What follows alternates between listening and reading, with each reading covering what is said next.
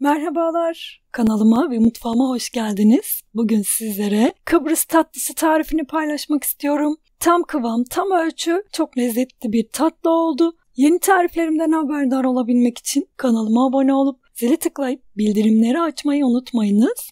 Facebook ve Instagram hesaplarımdan da takibi alabilirsiniz. Öncelikle şerbetini hazırlıyorum. Şerbeti için 1,5 su bardağı toz şeker, 2 su bardağı su, şeker eriyene kadar karıştırdım. Kısık ateşte 10 dakika kaynatıp soğumaya bırakalım. Keki için 4 tane yumurta, 1 su bardağı toz şeker,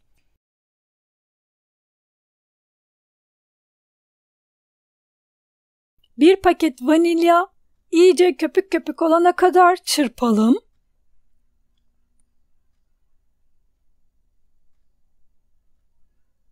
Bir su bardağı galeta unu, 1 su bardağı Hindistan cevizi, 1 su bardağı sıvı yağ ekledim. 1 su bardağı ceviz ekliyorum. Yarım su bardağı da un ekliyorum.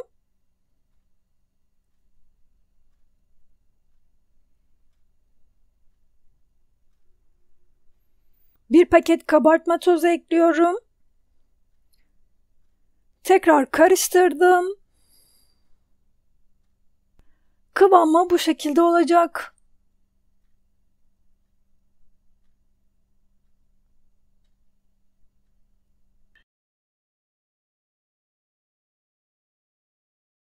Dikdörtgen borcam kullanıyorum. Borcamı sıvı yağ ile yağladım.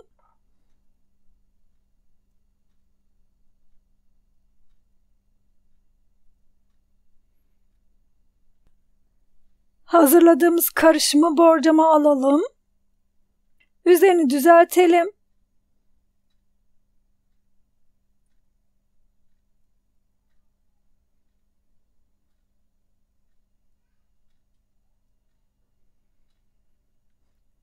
Üzerini iyice düzelttim.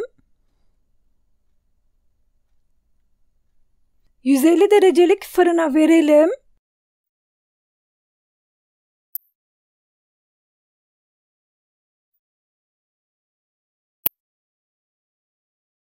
...150 derecelik fırında 20 dakika pişirdim. Kürdan testi yapıyorum. Kürdan temiz çıktı. Tatlımız hazır. Fırından çıkardım. 15 dakika dinlenmeye bırakıyorum. Bu arada kremasını hazırlıyorum. 1 litre süt, 1 çay bardağı toz şeker, 2 yemek kaşığı nişasta, 2 yemek kaşığı un, 1 paket vanilya ekleyip koyulaşana kadar sürekli karıştırıp pişirelim. Kaynamaya başladıktan sonra 2-3 dakika daha sürekli karıştırıp kısık ateşte pişirelim.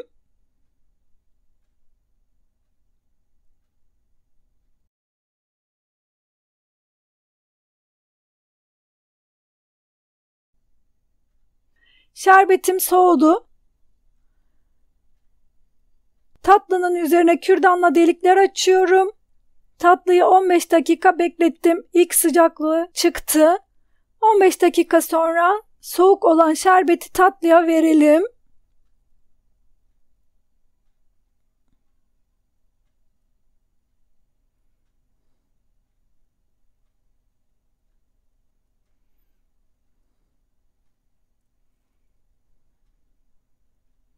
Tatlı şerbetini çekerken bizler de kremamıza 1 paket krem şanti ekleyip mikserle 5 dakika çırpalım. Kremamız hazır. Kremayı tatlının üzerine yayalım.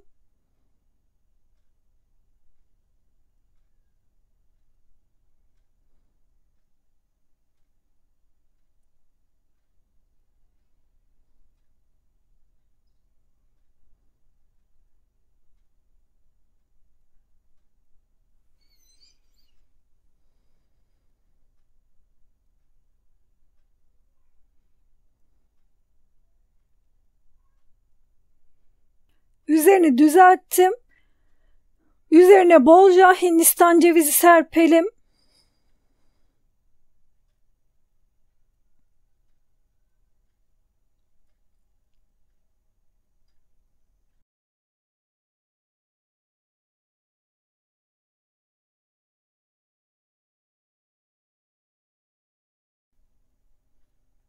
4-5 saat buzdolabında bekletelim. Ama ben bir gece beklettim.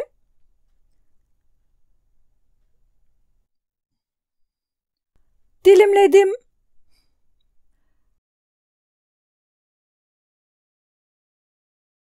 Üzerine file fıstık ve vişne ile süsledim.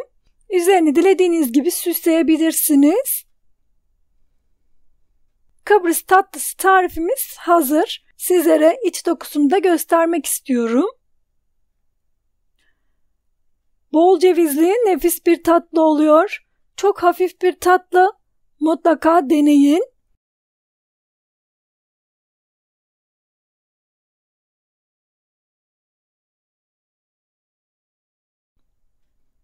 Deneyeceklere şimdiden kolay gelsin. Herkese afiyet olsun. İzlediğiniz için teşekkürler. Bir sonraki tarifimde görüşmek üzere. Hoşça kalın.